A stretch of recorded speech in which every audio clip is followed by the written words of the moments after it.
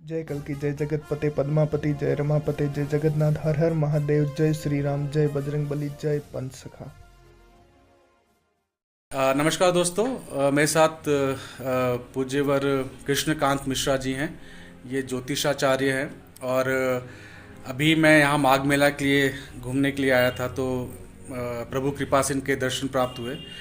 तो मुझे इनसे सिर्फ काल चक्र के बारे में पूछना था, जो ये युग परिवर्तन है सतयुग से लेकर द्वापर, त्रेता और जो लास्ट में भी कलयुग चल रहा है।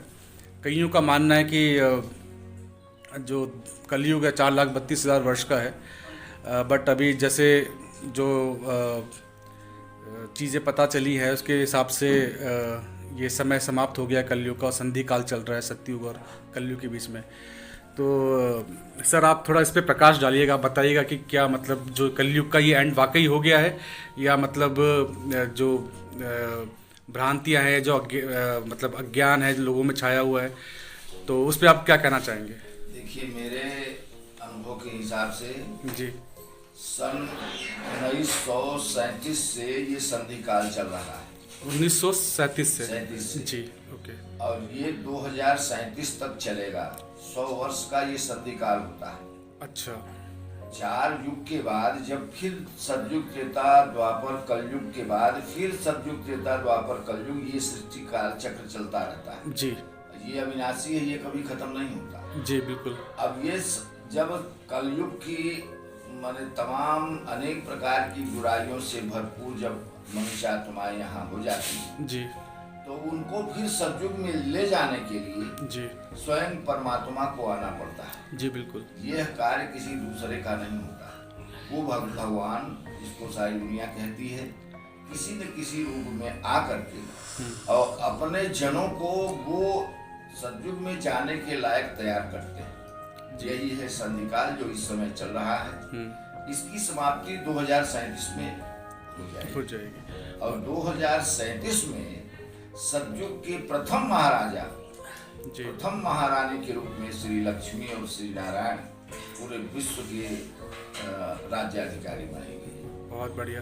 तो आपका कहने का मतलब है कि भगवान श्री हरि नारायण कल के रूप में अवतार ले चुके हैं? और वो 2037 में पूरे विश्व में उनका साम्राज्य होगा। एक भारत नहीं, पूरे विश्व में जितने भी माने राष्ट्र हैं, सब में उनका आधिपत्य होगा।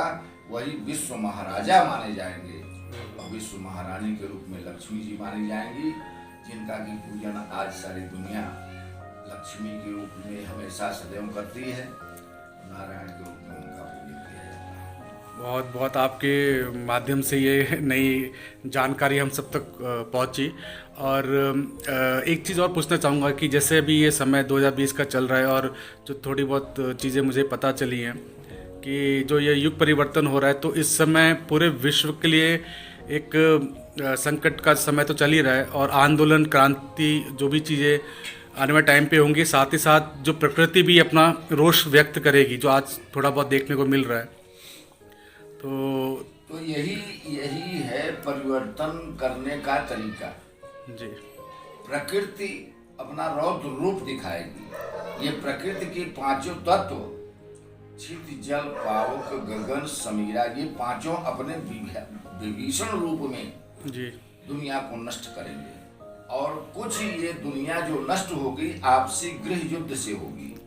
जो लड़ाई झगड़ा इस समय सारी दुनिया में चल रहा है तनातनी, एक दूसरे को मारने के लिए तैयार हैं, अभी वो रुके हुए हैं। उसका कारण सिर्फ यही है कि अभी वो समय नहीं आया जी। वो समय तो अभी 16 सालों का आया है। अब इनमें 10 वर्ष ही इनको दिया गया है। 10 वर्ष के अंदर इनको अपना ये रौद्र रूप दिखा देना है। बम, एटम बम, अणु बम जो भी बनाए हुए हैं, इन सबको इनको एक दूसरे के ऊपर छोड़ देना है, क्योंकि ये रखने के लिए नहीं बनाया है। बिल्कुल, ये किसी को के ऊपर डालने के लिए ही बनाया गया है। जितने भी अस्त्र शस्त्र ये विदेश वाले बनाए हुए हैं। जी। तो अब जब ये इनका आपस में टेंशन देखिए कितना ज्यादा बढ़ा हुआ है, एक दूसरे से लड़ रहे हैं, तैयारी कर रहे हैं, लेकिन एक दूसरे के ऊपर अभी वार नहीं कर रहे हैं जी। उसका कारण सिर्फ यही है, इनके बस की चीज नहीं है, ये रोक भी नहीं सकते, उसको इनको करना है। लेकिन करने के लिए टाइम इनको 10 साल का दिया गया है। इसी 10 वर्ष में 2030 लास्ट इनका समय है।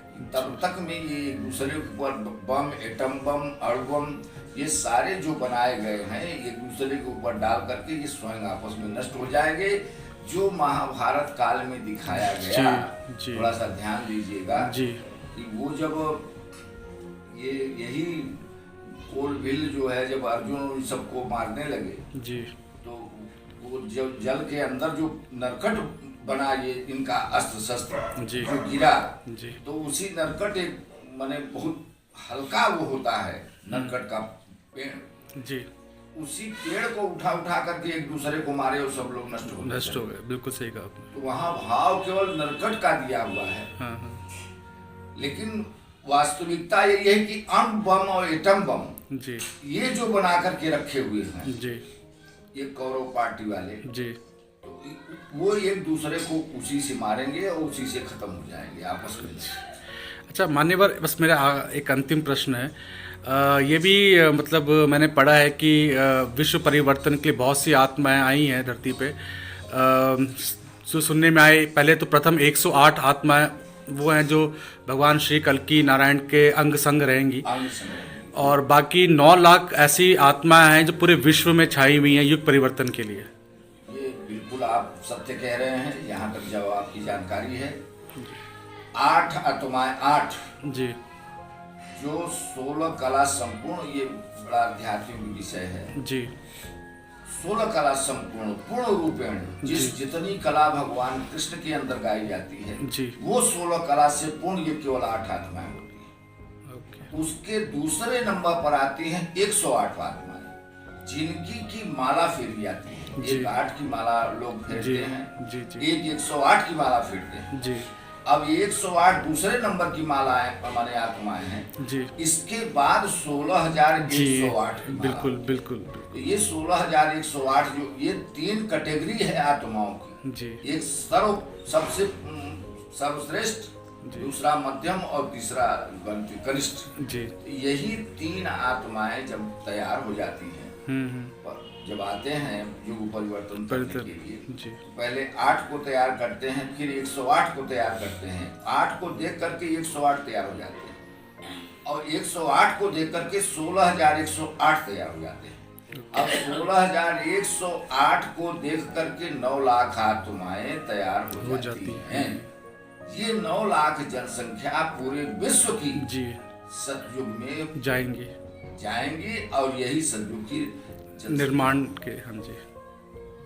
बहुत बहुत धन्यवाद मान्यवर आपका इतना मतलब इम्पोर्टेंट इन्फॉर्मेशन देने के लिए। तो इस पूरी वीडियो का क्रेडिट देवेश जी को जाता है, तो आप लोग एक बार डिस्क्रिप्शन में लिंक है, जाके चैनल को जरूर से चेकआउट कीजिए। इसके अलावा आप लोग क्या सोचें इस बारे में कमेंट में मेरे को जरूर से बताइएगा। तो चलिए मिलते हैं अगली वीडियो में। हरे कृष्ण दोस्तों।